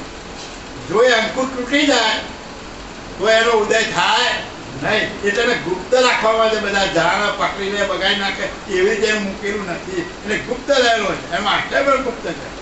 અવની કોઈ ઉભેન કી અંદર આપે આપ સફુરી. આ બીજકો પાણી અને પૃથ્વીના યોગ્ય ઉગે છે. આ નથી પાણીને ઉગાડવાનો આનંદ, પાણીની ઈચ્છા નથી કે આ બીજને ઉગાડું, પૃથ્વીને ઈચ્છા નથી કે હું આને ઉગાડું. તો પાણી અને પૃથ્વી આ એક થવાથી જે યોગ મળ્યો એ યોગના કારણે આ અંકુરનો ઉદય થાય. તો હવે તમને કયો યોગ મળ્યો છે? આ ઉપજન ઉપજવાનો, ખર્ચા માલિકનો સમય. બાબુએ લખ્યું છે કે જેટલો સમય સૃષ્ટિની રચના રચાય છે એટલો સમય કરતા માલિક પોતે પોતાનામાં અભિરામ વિરામ લે. ને આ યોગ પૂરો થયો કયો? રચવાનો અને રચના પૂરી થઈ એનો.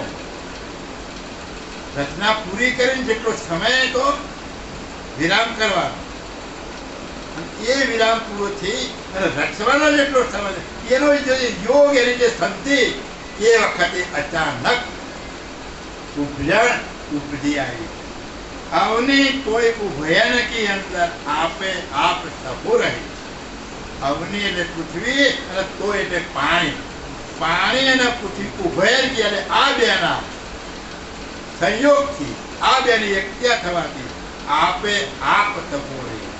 એની મેળે આ અંકુરની પૂર્ણા થાય. હા, अवनीतो उद्भव करन नकी नहीं न तमाति न केहू पुनी नहीं बाबज भी जगकू अब मोई उदे हवे हूँ. અવની કોઈ ઉદ્ભવ કરનાર નહીં ને તમાતી રૂપી પૃથ્વીને અને પાણી. આ અંકુર બીજ ઉદ્ભવ કરવાની કોઈ ઈચ્છા છે? એને કોઈ ભાવે નથી. એ તો એની મેળે આકાશમાંથી પાણી પણ પૃથ્વી ઉપર પડી બે ભેગા થયા. એની કોઈ ઈચ્છા છે નહીં. કોની નહીં બાબત બીજક, તો બીજને એમ દુભાવવાની ઈચ્છા નહીં. વિચાર કરો, જે બીજ પડ્યું છે તેના પર ઉદ્ભવવાની ઈચ્છા. પેલો દાખલો આપ્યો ને, તો કોઠીમાં પડ્યા છે, બહેણીમાં પડ્યા, એ બીજક ઉગતા, તો બીજકને ઈચ્છા થતી નહીં ઉગવાની. બીજકને કોઈ ઈચ્છા થાય છે ના, પણ યોગ મળે તો ઉગ. શું થાય? યોગ મળે તો જ ઉદય થાય. અબમય ઉદય હવે એવું. હવે આ બીજકને ઈચ્છા થતી નથી કે મારે ઉદ્ભવ થવો છે એવું. આ બીજકને કોઈ કાળે, તો હવે આ પ્રશ્ન કોઈ ના કે ભાઈ અમે કહીએ ખોટું છે કે આપોઆપ બધું ઉદ્ભવ્યું છે, એવું ના થાય. થાય ના થાય? રવલે કે ને આ જગત એની મેળે ઉદ્ભવ્યું છે, આપોઆપ એનો ઉત્પન્ન કરનાર કોઈ છે જ નહીં. આ પ્રશ્ન ઉભો થાય કે ના થાય? પ્રશ્ન તો આનો જવાબ તમે શું આપો? આપી શકો? જ્યારે આગળનું યાદ રાખ્યું ચાલે. આગળનું આ બીજા અંકુર બનાવે કોણે? કૈવલ કરતા પેલા સંકલ્પ બનાવે. અરે સંકલ્પની અંદર એક ક્રિયા મૂકી, એના સંકલ્પની અંદર એક ક્રિયા મૂકી છે. એ વ્યવસ્થા એને ગોઠવી છે. એને જે રકમો મૂકી એ રકમો એને ગોઠવી છે. એ રકમો કોઈથી એમને ઊભી નથી થઈ. રકમો ઉપજનમાં હતી જ નહીં. એક પણ રકમ ઉપજનમાં નથી. ઉપજનનું કાર્ય કેટલું છે? ક્રિયા કરી છે એને. એટલે કે છે કે આ બંનેને કોઈને ઉદ્ભવવાની ઈચ્છા થઈ નથી.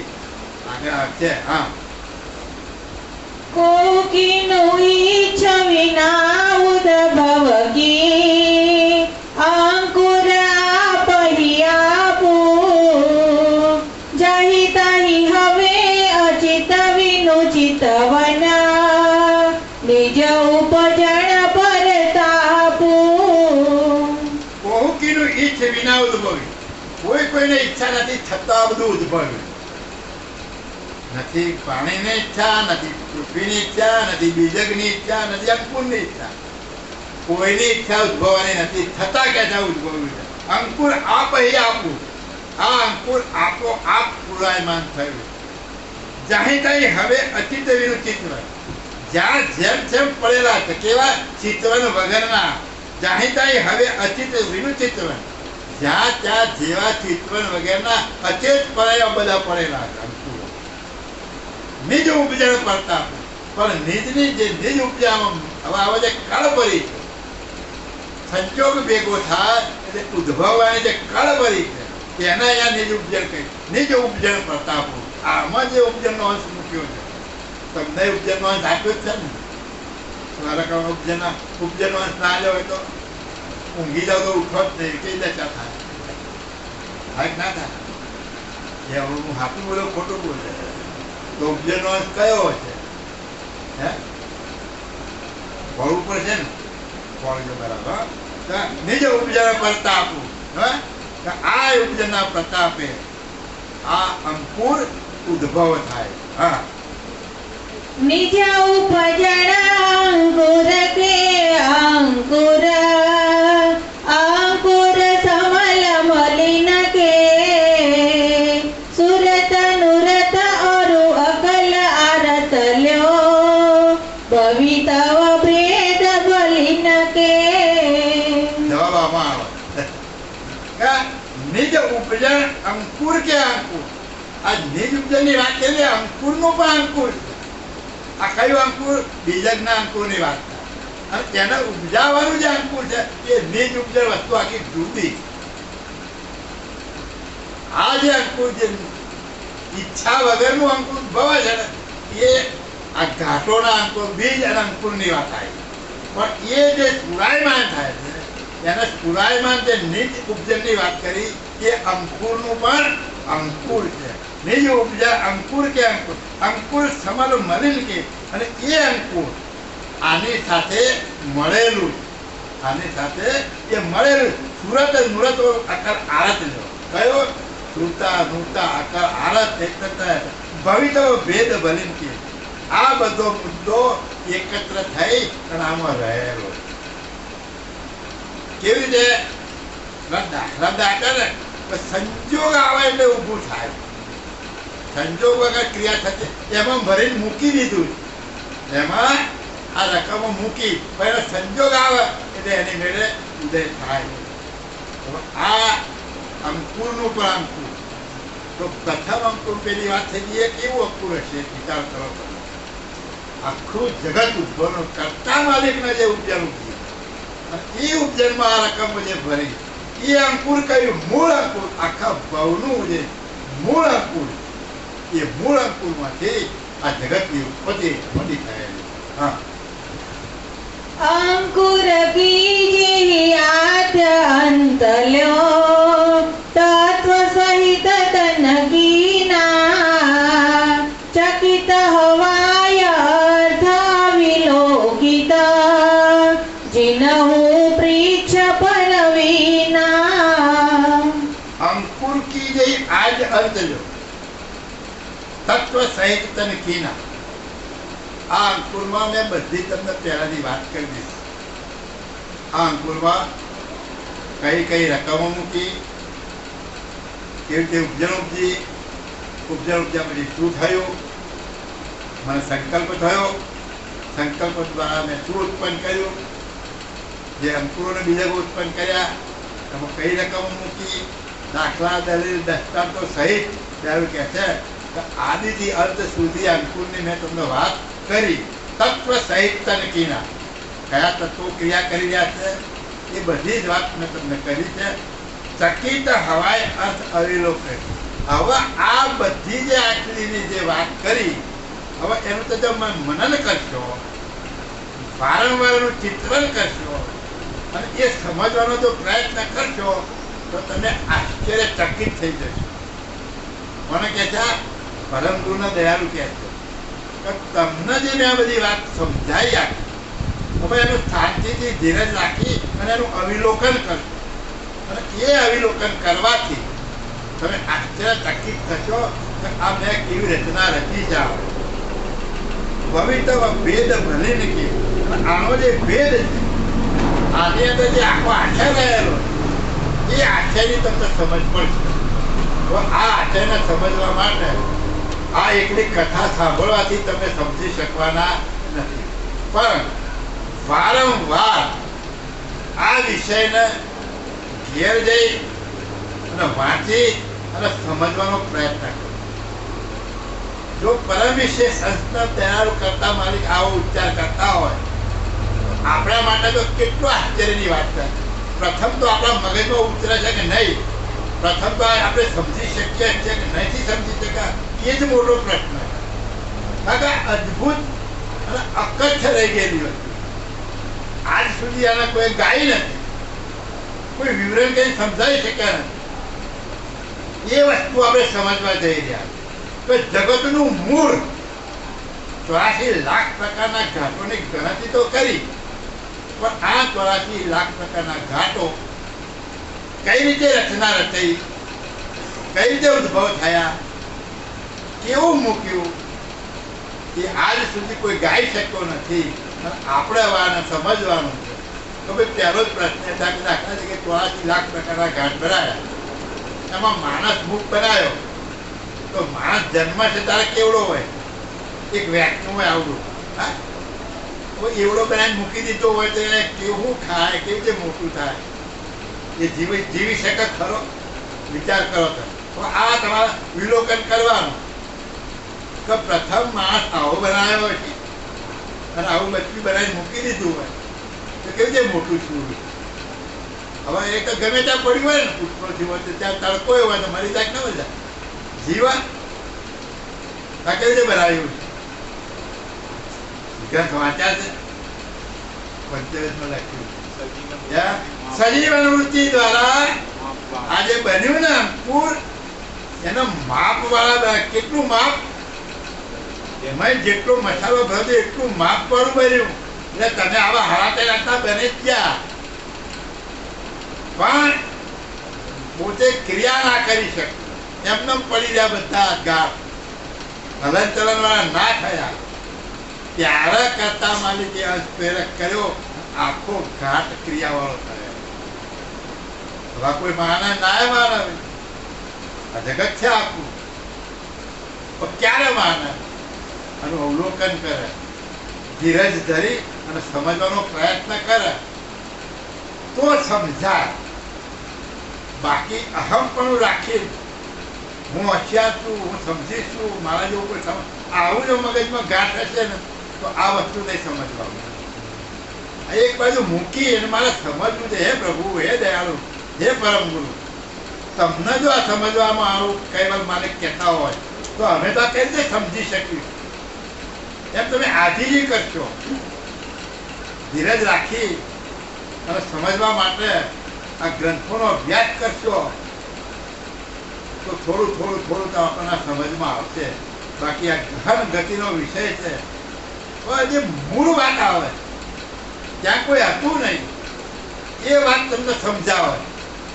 હવે એ કેવી રીતે સમજવી આપણે? કેટલીક દયાળુ કે છે આ તમને આશ્ચર્ય પ્રમાણે એવી વાત છે અને તમે આને જો સમજશો તો ખરેખર તમને આશ્ચર્ય લાગશે. દયાળુ કે આ જો અનુભવમાં આવે અને આ તમને સમજાય તો જીન હું પીઠ પરવીના, આ જાણી તમે હોશિયાર પ્રવીણ બની શકશો. આ જ્ઞાનમાં તમે પ્રવીણતા પ્રાપ્ત થશે, તમે હોશિયારી તમને મળશે. પણ ક્યારે?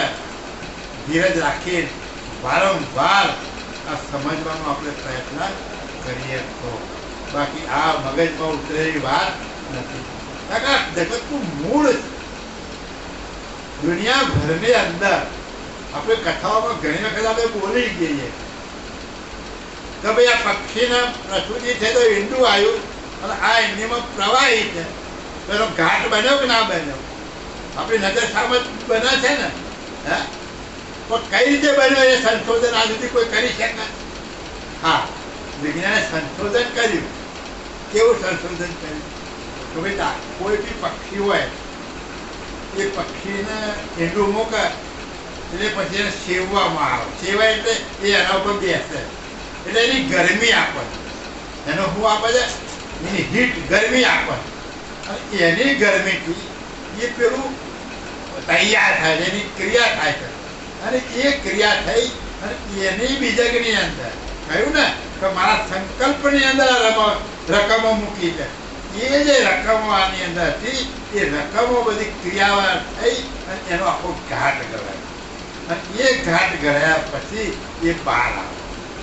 જંગમનું કેવું હોય છે કે બુંદની અંદર એનું બીજક, તો એ માતાના ગર્ભની અંદર જાય. અને એ માતાના ગર્ભની અંદર માતાને સાથે સંયોગ રાખી અને એને જે ગરમી મળે છે અને એનું જે પોષણ ગોઠવ્યું છે એ પ્રમાણે એ બુંદની અંદર જે રકમો મૂકી એ રકમો તૈયાર.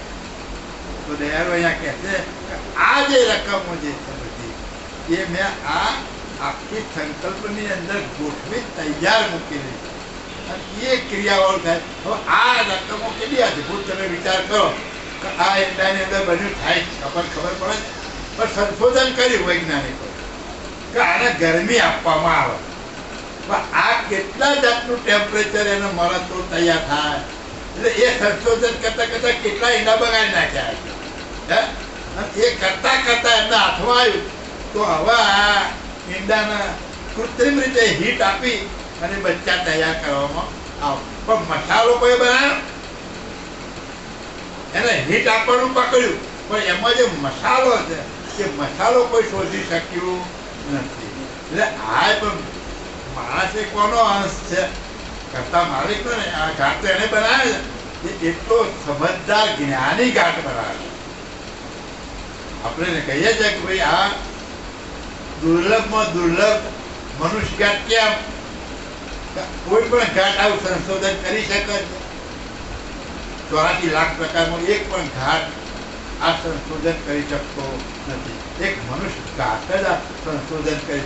તો આ ઘાટના બીજકની અંદર સર્જનહાર માલિકે કેવો મસાલો ભર્યો છે કે આખા એમને જે બનાવેલું છે એનું સંશોધન કરી અને એના પણ ખોરી કાઢે એવું આમાં મૂક્યું છે ને.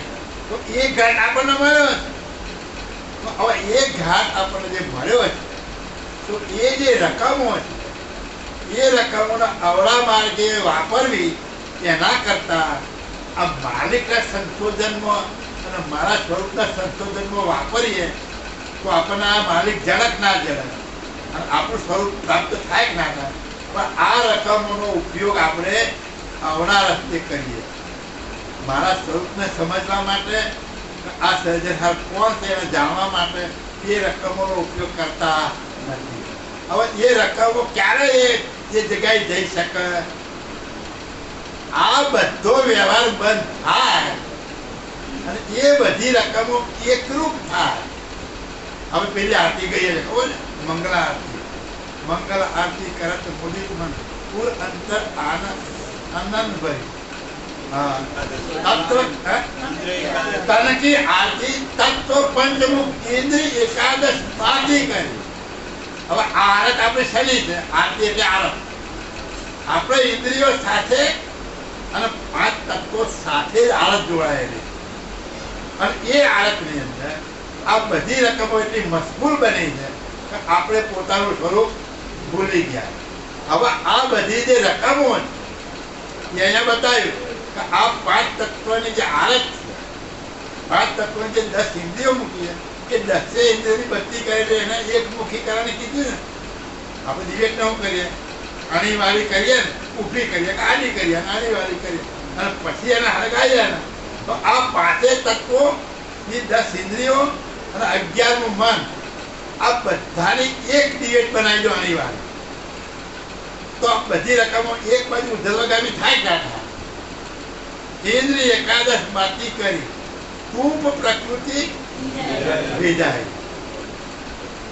પ્રકૃતિ રૂપી ઘી લીધું, ચાહના રૂપી જે ઘી. આ ચાહના જે 10 ઇન્દ્રિયોમાં છે એ ચાહના તમે આમાં વાળો. આ ઇન્દ્રિયોમાં જે ચાહના રૂપી ઘી આમાં આપેલું છે અને ઇન્દ્રિયો જે મોજ કરે છે એ જ ઘીના ઉપયોગ તમે આ 11 વસ્તુ જે કહી અને એક રૂપ કરી અને એ ચાહના એમાં મૂકો તો પછી શું કહે છે? બ્રહ્મ અગ્નિ છે જ્યોત જાય. કયો અગ્નિ? વાહ, બ્રહ્મ કયો અગ્નિ છે બોલો? કહેલું છે આપણે બધું જતું રહે.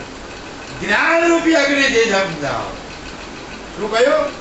જ્ઞાન રૂપી અગ્નિ ની જ્યોત જલાવો તો હું કહેતા 14 લોકમાં ખબર પડે. જ્ઞાન ગિરાજન કારણ લોક ચતુર્દશ ખબર પડી. જ્ઞાન રૂપી આ તમને જે પીરસવામાં આવે છે એ જ્ઞાન જે પીરસવામાં આવે છે, આ જ્ઞાન રૂપી અગ્નિથી તમે પ્રજ્વલિત થાઓ અને આ જ્ઞાન દ્વારા તમે આ મુદ્દાને જો સમજવા પ્રયત્ન કરો અને આ બધી જ રકમો એક મુખી જો બની જાય તો તમે જે ઘેરથી આવ્યા છે ઘેર જઈ શકો કે ના જઈ શકો, તમે સ્વરૂપ ઓળખી શકો કે ના ઓળખી શકો. પણ દારૂ કહેશે કે આ બધી ચકિત થઈ જાય એવી રકમો મેં મૂકી છે. એ ચકિત થયા કરતા આ રકમોનો ઉપયોગ મને કઈ રીતે કરવો એ સમજવાનું બધું મહત્વ. અને એ સમજ દ્વારા આ અંકો જે ઉદ્ભવ થાય એ જો સમજ તમારામાં આવશે તો આ જ્ઞાન રૂપી ઉદ્ભવ કરી અને તમે તમારું અંકુર અંશરૂપી અંકુર કયું છે એને સમજવાનો પ્રયત્ન કરો. ઉદવિત આદ્ય વૃક્ષ ઋતુ ભજિતા બિનુ વાંછિત કૌકિન કે તેહિ અંકુર હિરણિત શ્રેહ વિતવ વિવિધ ભાત ભિન્ન ભિન્ન કે. ઉદ્વિત આદ્ય વૃક્ષ ઋતુ ઉપજિત. ઉદ્વિત એટલે ઉદ્વિત, જે ઉદ્વિત 4 ખાણ કીધી ને, જરાયુ, ઇન્ડસ, વેદજ અને ઉદ્વિત. તો આ જે સ્થાવર છે બધું ઉદ્વિત કહેવાય. આ તમને સમજવા માટે સ્થાવરનો દાખલો પરમગુરુએ લીધો છે. આ જે ઉદ્વિત થયા વૃક્ષ જે ઉત્પન્ન થયું એ ઋતુ વગર ફળ ફૂલ આપતું નથી. બિનુ વંચિત કૌકિન કે આ ઋતુ જો એનામાં આવે, એની ઈચ્છા થાય, એની અંદર જો કોઈ ક્રિયા થાય તો આ ફળ ફૂલ આવે. એમનો ફળ ફૂલ આવતા તેહી અંકુર હિરણ્ય હવિતવ વિવિધ ભાત ભિન્ન ભિન્ન કે. આની અંદર હિરણ્ય ગર્ભ રૂપે આ વસ્તુ મૂકેલી અને આ અંકુરની અંદર આ વસ્તુ મૂકેલી છે તે જેવી વિવિધ પ્રકારના ભિન્ન ભિન્ન પ્રકારના આમાંથી જે ફળ ફૂલ અને જે બધું ઉદ્ભવ થાય છે એ અંકુરની રચનાની અંદર હિરણ્ય ગર્ભ રૂપે આ બધું મૂકેલું છે. આ વૃક્ષ ઉદય થયું અને એના ફળ આપવા, એના ફૂલ આપવા, એ બધી જે ગતિમતી છે એ એની અંદર અંકુરની અંદર બધી રકમો મૂકેલી છે. હા. એહી સ્થાવર અંકુર ઉદવિત ગતા તે તુજ કહી सकलहि जिनु अभिप्राय पूछन गुण लायक मायक आद्य अकलहि. એ સ્થાવર અંકુર ઉદવિત ગતે તુજ કહી શકલ. આ સ્થાવરને જે થાય છે એનામાંથી જે ફળ એકબીજા કોઈને મળતા નથી છતાં એમાંથી ઉદ્ભવ થાય. આ એકબીજાને સ્થાવર કોઈ દિવસ એકબીજાને મળતું નથી છતાં એમાં ફળ ફૂલ ઉદ્ભવે છે. તો એ સ્થાવર અંકુર ઉદવિત ગતે તું જે કહી શકલી, તને આ બધી ગતિને બધી સમજાય. મને કૈવલ માલિક પરમ વિશે સંસ્થા કહે છે કે આમાંથી કેવી રીતે ઉદય થાય છે અને એનો વિસ્તાર કેવી રીતે થાય એ બધી ગતિ મેં તને સમજાય છે કે આની અંદર ગર્ભિત રીતે આ અંશની જે રકમો છે એ બધી આમાં મૂકેલી છે. यही अंग जिनु अभिप्राय पूछन को लायक. હવે આ પૂછવા વાળો કોઈ છે જગતમાં? આજ સુધી આ કોઈ પૂછ્યું? મેં તને જે અંકુરની જે વાત કરી અને મેં તને આખી સમજણ આપી તો દયાળુ કહે છે કે આનો અભિપ્રાય, આનો પ્રશ્ન પૂછવા વાળો કોઈ જગતમાં ખરો? આ કોઈ પ્રશ્ન પૂછ્યો છે? કોણ લાયક માયક આજ અકલ? બધા જ માયાની પ્રીતિમાં રોકાઈ ગયા. બધા માયિક જે પદાર્થો છે, જે પ્રકૃતિ છે, એ પ્રકૃતિના જ્ઞાનની અંદર બધાના વિચારો એમાં મગ્ન બનેલા છે. પણ આવો વિચાર કોઈને આવ્યો નથી કે અંકુર કેવી રીતે ઉદ્ભવ્યું છે અને કોઈ પૂછવા વાળો છે જ નહીં. તો હું કોને સમજાવું? તું જ એક મને એવો મળ્યો કે આ પ્રશ્ન તે મને પૂછ્યો. એ પ્રશ્ન પૂછો એટલે હું તને સરળ રીતે આ બધું સમજાવું. જેનું અભિપ્રાય પૂછન તું લાયક માયક આજ અકલ. આ સમજી શકે એવો આ કોઈ જગતમાં છે નહીં. આવો કોઈ મને પ્રશ્ન પૂછો નહીં. બોલો, આ પ્રશ્ન પરંતુ પૂછો તો આપણને જાણવા મળે છે ને. એમણે જ ના પૂછ્યો તો આપણને ક્યાં જાણે? કારણ કે પેલા લોકોએ કોઈ પૂછ્યું નહીં અને કોઈ કહ્યું નહીં એટલે એમને જાણવા મળ્યું નહીં. આપણા ગુરુએ પ્રશ્ન પૂછ્યો તો એમને જવાબ મળ્યો તો આ જવાબ આને જાણવા મળેલા. और जंगमाणु भरतन की गता तुम पर ध्यान लगे की उपजित रता अंकुर से आपस मापस संत पगे की. और जंगम अणु भरतन की गत. આ અંકુરની વાત કરી તો આ બધા અંકુર સ્થાવરથી માંડીને દેવી દેવતા પુરુષ પ્રકૃતિ નિરંજન સુધી બધાની વાત આ પ્રકારે શકે છે. ઓર જંગમ અનુભરતાની નાના વડાનું કીટથી માંડી અને મોટામાં મોટા દેવ દાનવ માનવ પશુ પંછી ઢોર ઢાકર પ્રકૃતિને પુરુષ સુધી ગત કુમ પર ધ્યાન લગે કે જે અવિનાશી જે નિરંજન પુરુષ ગાવામાં આવે છે ત્યાં સુધી બધાની અંદર આ રકમો મૂકેલી છે. ઉપજિત રથ અંકુર છે આપણે. એ મેં રચના એવી કરી કે એ બધા જે ગંગમના જે ઘાતો છે એ અરસપરસ એક સાથે મળવાથી આ બધું ઉત્પન્ન થાય. આમાં ગર્ભિત મુદ્દો મૂકેલો છે અને આ બધા ઘાટોમાં અરસપરસ બેના સમાગમથી આ બધા ઉત્પન્ન થાય છે. કેવા? માપસ તંત પવેગી. બધા એનું જે માપ મૂક્યું છે ને એમાં એ માપ વાળું થાય પાછું. હા, ભેંસ હાથી જેવી ના થઈ જાય, હાથી ભેંસ જેવો ના થઈ જાય. થાય બધાનું માપ જ મૂક્યું છે. કોઈ માપ બહાર જઈ શકતો નથી. જો એમ જ મૂકી દીધું આ ભૂલ કરી હોત તો કેવી દશા થાત? હા, આખું જગત વિચિત્ર બની ગયું હોત. કોક વરલો કરોડો માઇલ ઊંચો હોત, કોક વરલો એક ભેંસ જેટલો જ હોત. ના થાય. કોઈ ભેંસ હાથી કદે મોટી થઈ ગઈ હોય, કોક હાથી બકરી જેવો હોય. આવું બધું બને. એવી અદભુત રચના છે તો જુઓ તમે. જો આ વિચારો ને ખરેખર સર્જનહાર માલિક જે છે ને નક્કી છે, ભલે આપણે ઓળખતા નથી. એની રચના તો જો એની રચનામાં સર્જનહાર માલિક દેખાય કે ખરેખર આનો સર્જનહાર ના હોય તો આ કેટલું અંધાધૂંધ બધું બની જાય. હે, આ માણસો આપણે કેટલા વધવધ કર્યા હોય તો અત્યારે 20 વર્ષથી વધીએ છે ને, 70 મૂળ તો કેટલો લાંબો થઈ ગયો હોય. આ 80 વર્ષ જાવ તો મિલના ભૂંગળા કરતા લાંબા થઈ ગયા હોય આપણે. ઘરે કામમાં ના આવે. કેટલી અદભુત રચના કહેવાય. એટલે કદાચ કેવું ઉપજી તરત અંકુર છે આપટ માપટ સંત પગેલી. બધાના માપ મેં ગોઠવ્યા છે, એ કોઈ માપ બાર ના વધી શકે. મેં જેનું માપ ગોઠવ્યું છે ને એટલા માપ વાળું જ વધે. બોલો, વાત સાચી ને? આપણે કોઈ ઝાડ કાપીએ તો પાછું વધે ખરું, પણ કેટલું? એ પહેલા તો એટલું જ થાય, પછી વધવધ ના કરે.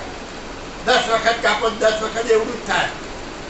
હા, આ બેનો વાળ નહીં કાપતી, એ વધારે કરે તો કિલોમીટર જેટલા આપણે કાપ્યા ભેગા કર્યા હોય તો 2 કિલોમીટર જેટલા ભેગા કર્યા થયા હોય કે ના થયા હોય.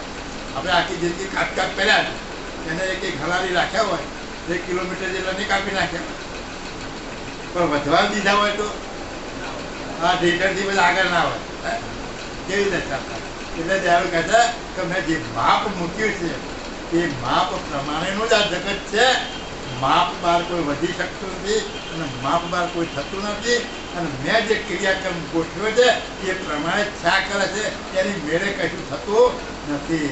શ્રીમદ કરુણા સાગર ભગવાન કૈવલ ધામ મોહનદાસજી મહારાજ, ભગવાન દાસજી મહારાજ की जय। कथा पूर्णावधि का जय जय सत कैवल साहेब।